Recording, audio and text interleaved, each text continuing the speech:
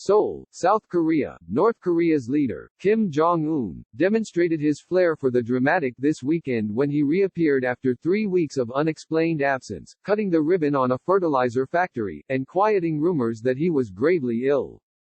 But those weeks of hand-wringing over Mr. Kim's fate, and North Korea's future, showed again how little the world knows about what's happening in the opaque, nuclear-armed country, and how vulnerable it is to misinformation about it. There seems little doubt now that Mr. Kim is alive and well.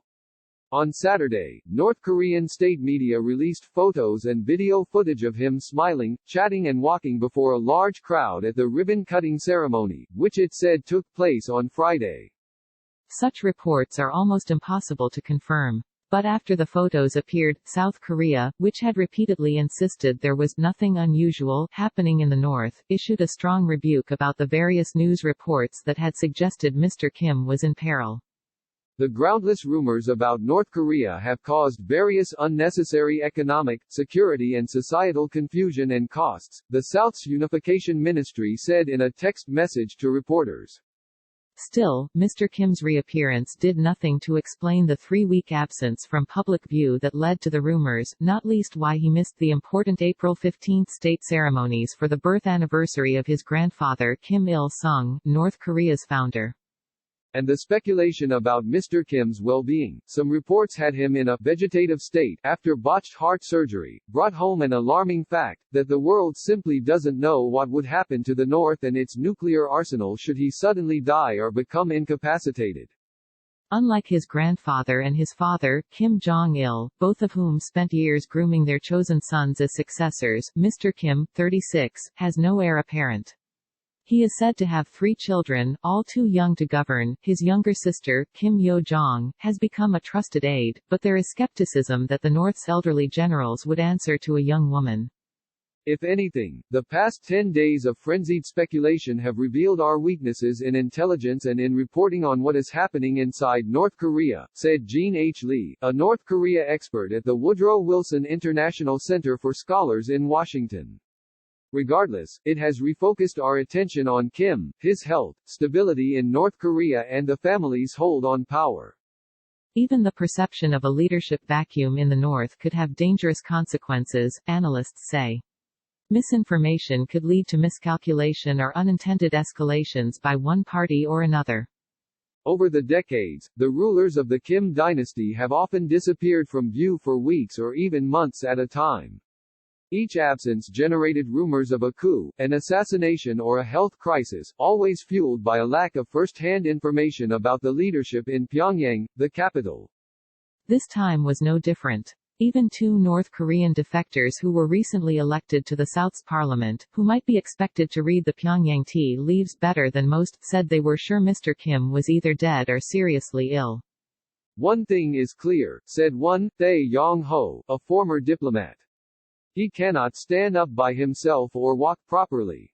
Mr. Kim's latest absence came at a particularly sensitive time. Since his diplomacy with President Trump stalled last year, Mr. Kim has dragged the North deeper into isolation, declaring that it was prepared for a prolonged standoff with Washington over its nuclear weapons program. But his plan to build a self-supporting economy in the face of international sanctions has been ambushed by the coronavirus, which forced North Korea to shut its borders. On Saturday, the state news agency said the fertilizer plant opened by Mr. Kim represented a great victory against the mean sanctions and pressure from hostile forces amid the global catastrophe caused by the malicious virus. North Korea insists that it has had no COVID-19 cases, but outside experts fear it could be hiding a significant outbreak. Harry J. Kazianis, Senior Director of Korean Studies at the Center for the National Interest in Washington, said the likeliest explanation for Mr. Kim's absence was that he was taking steps to ensure his health or may have been impacted in some way personally by the virus. One of the biggest lessons from recent weeks is that the world is largely unprepared for instability in North Korea, said Leif Eric Easley, a professor of international studies at Ewha Women's University in Seoul. Outside analysts fear that if Mr. Kim suddenly died, the country's dozens of nuclear devices, as well as chemical and biological weapons, conventional arms and a 1.2 million strong military, would be at the center of a messy, cutthroat contest for power. The combination of loose nukes and political conflict is a nightmare scenario for the world, said Denny Russell, vice president of the Asia Society Policy Institute, who dealt with North Korea as a National Security Council director at the White House and an assistant secretary of state for Asia. Political turmoil could lead a faction or a commander to brandish or, God forbid, launch a nuclear-armed missile. Mr. Russell said that in the event of a leadership struggle, Washington's immediate priority would be to ensure the security of North Korea's nuclear weapons and material. But its work would be handicapped by the intelligence community's uncertainty about their exact whereabouts, something the North Koreans have gone to great lengths to conceal, he said. China also fears instability in North Korea, which it considers a buffer state between itself and the American forces in South Korea. Some analysts think China would intervene to secure the North's nuclear facilities and install a new leader to its liking, should Mr. Kim's rule end. But others are skeptical about its ability to do so, given the deep-rooted distrust that has shadowed the country's alliance. Besides, decades of extreme nationalistic indoctrination have left North Koreans wary of any intervention by foreigners, be they American or Chinese. The police state's control over the population has been such that a civil uprising is all but unthinkable in the north. But if that control should loosen during a murky transition period, long-held grievances against official corruption and economic hardship could erupt into protests. Such considerations have long complicated discussions between American and South Korean officials as they struggled to formulate top-secret plans for handling crises in North Korea, including how to prevent the North's nuclear arms from falling into the wrong hands. With U.S.-China relations at an absolute low point, what happens if U.S. and Chinese special forces find themselves face-to-face while attempting to seize control of a North Korean base?